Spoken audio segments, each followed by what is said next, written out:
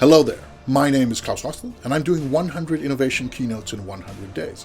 Today is number 46. Today I'm going to talk about selling something very specific.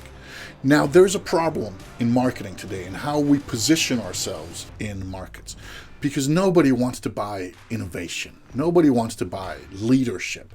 Nobody wants to buy communication. And if you're wondering, but aren't there pretty big businesses in these spheres, Klaus? Yes, we'll get to that. And also, is it just about like the soft human things? No, nobody wants to buy home improvement either. And that's a pretty hard thing. Bricks, you get it. What do they want then? If I claim they don't want to buy these things, what do they want? Well, they want to buy how to replace the old tiles in a bathroom. They don't want to buy home improvement. They want to buy how to motivate employees better. They don't want to buy leadership. They want to buy writing emails with more clarity. Now, honestly, how many of you right now thought he's going to say German Lederhosen? My guess is pretty few. Some of you know me. You know I could do that sort of thing. But some of you are like, okay, we better keep awake because this guy might go off on weird tangents. Of course, it says they don't want to buy communication. They want to buy writing emails with clarity. And innovation, the space I'm in, that's the worst.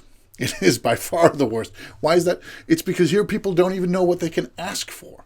There's this beautiful Henry Ford quote, and we're talking Henry Ford, the automaker, the man whose vision about cars changed America. Many people changed America. He was one of the pretty central figures. And Henry Ford said, many years ago, said, if I'd asked people what they wanted, they would have said faster horses. And that is a cornerstone of the thinking that is behind innovation, that most of us, when asked what we want, we will say something that's a little bit better, but it's in the same realm. Innovation is often changing the game completely. So asking people what they want in innovation, pretty tricky. So how do you fix that? You be more like the truck duo, and you don't know who the truck duo are. Or if you do, I'd be really surprised. I can't remember their names, but I saw them on an investor TV show a couple of years back, and what they had was this amazingly specific product. They'd come up with a way to create sort of a locking dock for trucks that parked at loading docks. So imagine you have this big truck, there's a container on the back, and there's a truck in front, and it picks up the container, it drives, it goes to a warehouse or a factory or a supermarket or a retail chain, something. And then it needs to unload. It needs to load somewhere and it needs to unload somewhere else. It needs to park. It needs to park pretty kind of neatly to be in the right place so that the people who are loading it can actually load it. And that causes, of course, accidents because humans are humans. It's a tough maneuver. Even if you're an experienced driver, something might go wrong. You might be tired. It might be a tight fit. You might just have a bad day. This is a place where accidents happen. And these two had found out that if they could create a mechanism where you kind of parked into their mechanism instead of parking into the loading dock, then that could kind of take the truck the final meter or meter and a half, I don't know how much it was, and then it would automatically slide into place. So imagine that if you have a drawer in your kitchen, and I had these from an IKEA kitchen, the drawer was such that you could just close it. Normally, if you close a drawer and you do it too fast, it kind of smashes into the cabinet. But this closing mechanism that our drawers had, I don't know, 10 years ago or so, was the first time I saw it. Then you could slide the drawer closed, and then for the final couple of centimeters, it would catch onto this mechanism and it would slowly, gently close. Super fun to do. So you push it closed, and then. So these two had found out a way to do that with trucks. And of course, their mechanism cost quite a bit of money per unit, but they had an excellent business case. They were making quite a decent amount of money. They were exploding onto a bigger stage. I don't know where they are right now, but what they'd done was they'd found a very, very specific problem: how to park the big trucks at loading docks with fewer accidents. And they'd solved that, and they'd done it really, really well. So one of the things that we have gotten from COVID, gotten tons of bad stuff. We've gotten death count that is horrendous, changes in society, all sorts of bad things. But for those of us who belong to the 50% of the world that has internet connections, the world has gone increasingly global, increasingly digital. And that means it's never been easier before for people like us. Not for everyone, but for people like us to get to those who you serve, who you want to serve. And you can be teaching in New York, in Riyadh, and in Paris on the same day. I haven't done that yet.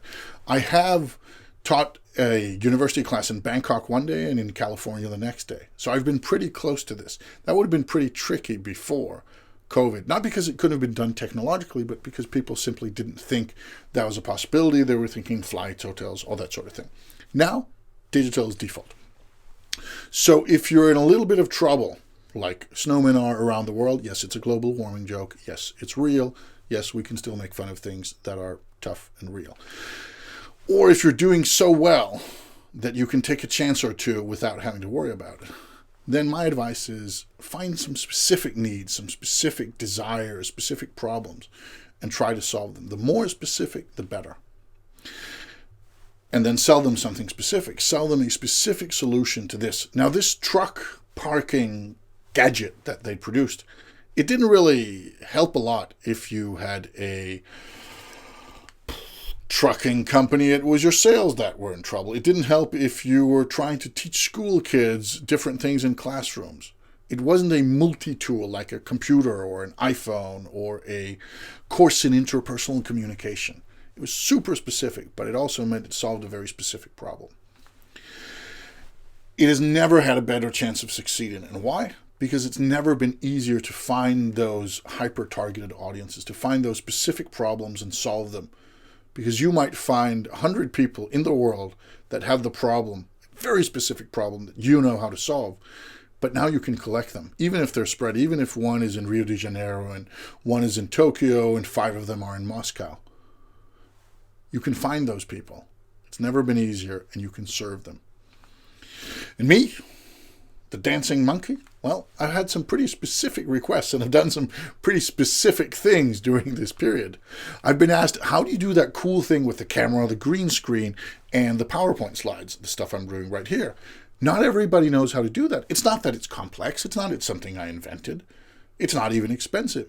But if you don't know how, then it's a little interesting. It gets it one step closer to that kind of real presentation feeling, even though it's done in a home office. Even though it's just a bit of trickery, right? Oh, you see, green screen. So, but people ask me, how do I do that? And I've taught that. I've also been asked, how do you use the ethos, pathos, logos framework of storytelling from ancient Greek to do better pitches?